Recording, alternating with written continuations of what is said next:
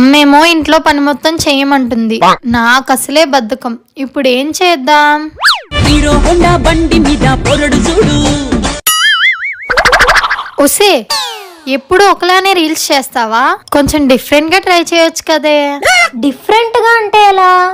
మే హోనా.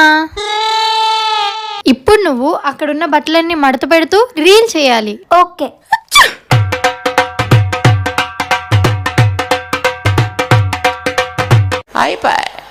గిన్నెలు తోముతున్నట్టు రీల్ చేయి, ట్రెండింగ్ లోకి వెళ్ళిపోతావు.